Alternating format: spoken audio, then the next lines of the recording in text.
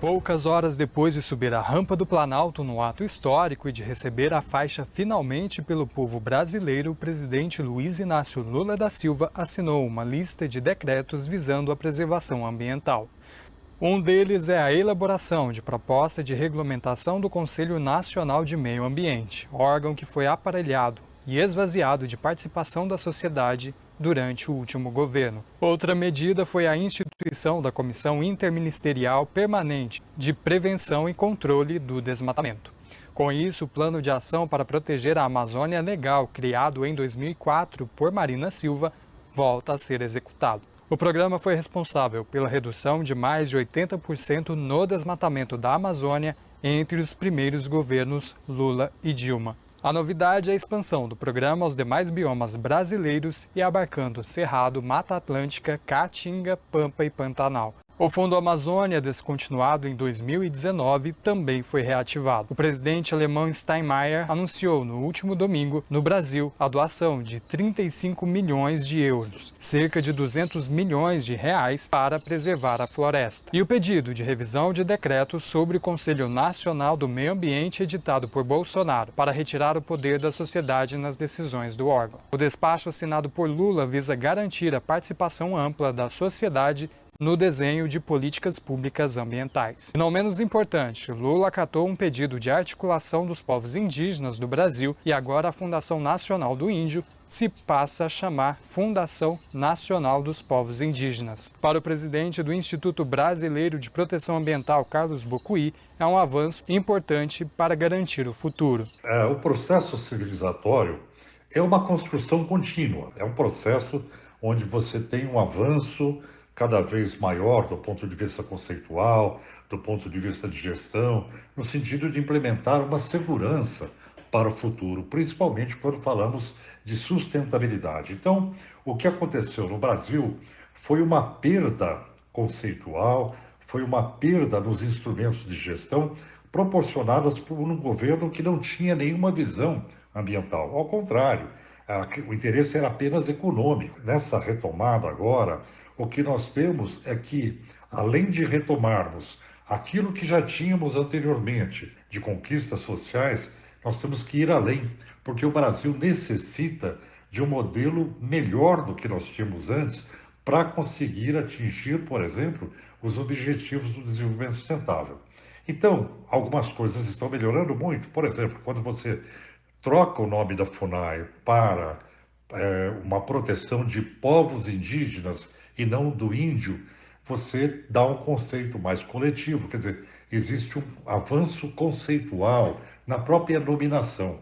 Quando você fala de reconstrução do CONAMA, do Conselho Nacional do Meio Ambiente, é natural que a gente pense num CONAMA melhor do que ele era 4 anos atrás, porque ele era insuficiente. E ele precisa ser aprimorado de acordo com os avanços que se entende necessários para a gestão participativa, o que dá transparência, o que dá eficácia na construção e na concepção de políticas públicas.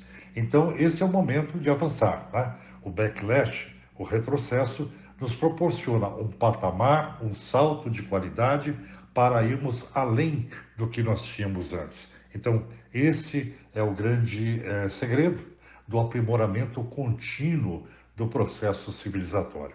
Já São Paulo tende a ir na contramão. O então candidato ao governo Tarcísio de Freitas havia anunciado a fusão da Secretaria de Meio Ambiente a Transportes e Logística. Para especialistas, a decisão tem caráter meramente burocrático para facilitar licenciamentos ao invés de uma política ambiental ampla. Já empossado governador do estado, Tarcísio exaltou Bolsonaro em seu discurso. O carioca foi ministro no governo que mais retrocedeu nas políticas ambientais e foi responsável por deixar a boiada passar sobre as florestas do país. Bocuí reforça que as mudanças anunciadas para São Paulo são um retrocesso e que o Estado possui todos os mecanismos capazes de uma agenda ambiental concreta. São Paulo é um estado que tem condições fantásticas em termos de desenvolvimento, capacidade tecnológica, informação, meios acadêmicos, universitários, pesquisa científica, ou seja, é um estado preparado para exercer um protagonismo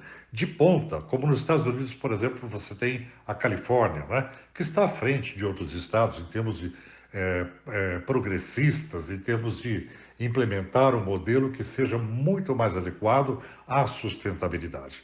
Agora, quando um governo assume São Paulo, como o governador Tarcísio está anunciando, e pretende que submeta a área ambiental a um conjunto de outras pastas, isso é até um contrassenso, porque a área ambiental ela é um agente de controle sobre os demais.